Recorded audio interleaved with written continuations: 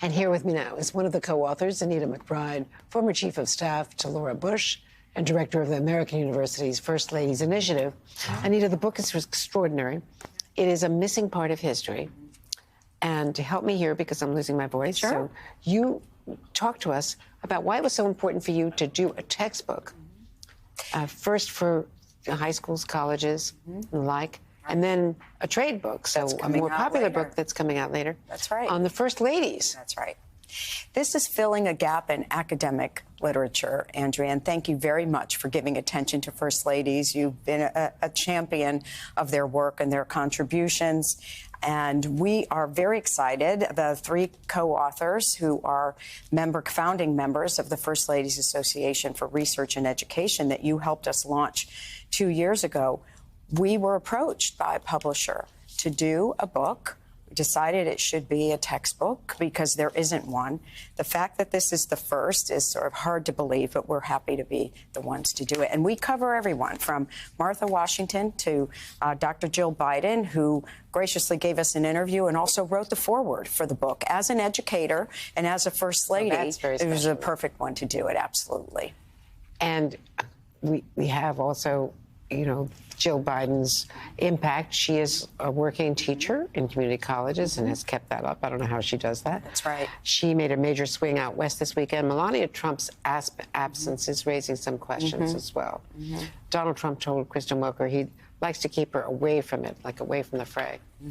So she's been less engaged since he left office than some of the other former First Ladies. Right, and that's actually something that we cover in the book about all First Ladies, those who have been actively involved in political campaigns, giving convention speeches, really being a surrogate for their spouses on the campaign trail, and those who have some step back. Because, again, as you know, there's no position description for a First Lady. They get to pick and choose. They make it their own.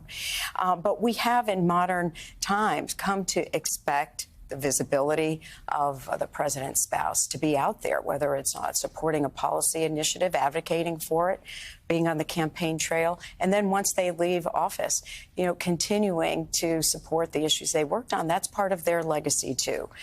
So we cover all of that in this book. And again, at the end of the day, say it's up to the First Lady to choose. I mean, we've had such different roles. Rosalind Carter, she drew some criticism and some praise. She sat in cabinet meetings, and her issue was mental health. And I learned only really after they left office just how deep extraordinary and deep she was in the grassroots level around the country. Hillary Clinton, of course, was controversial because she had an office in the West Wing. Right. That was breaking ground, too. Which broke ground and got so involved with health care, which was, you know, such a big part of the economy. Which the president gave her to do. Right. That, and he campaigned on that, the 2 for 1. You remember that. You covered campaign. He wanted to tap into her policy prowess as well as her political savvy, and the country just wasn't ready for it. But again, and I think that's something we examine, too, is there is a tipping point on what Americans will accept of how deeply engaged their First Ladies get. But they do expect them to be involved. One of the things that was so important for me to watch was Laura Bush in Afghanistan.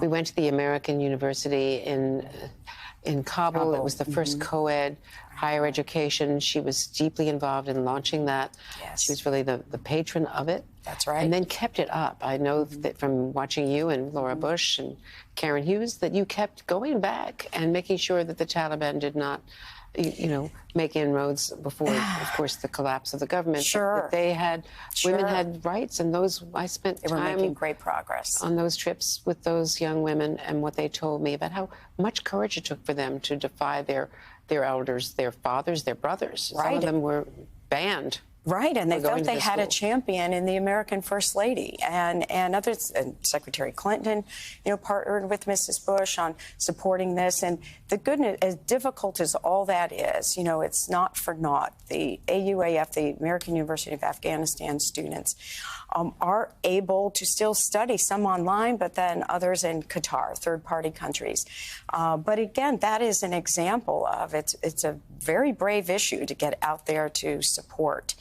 And we do commend First Ladies in this book for being champions for important issues. Of course, Hillary Clinton with 1995, I was in Beijing when she declared That's right. that women's rights are human rights. And that is one of the speeches analyzed in this book. Of the top 100 rhetorical speeches in the 20th century, 4 of them are by First Ladies, 2 by Mrs. Roosevelt, 1 by Hillary Clinton, and 1 by Barbara Bush.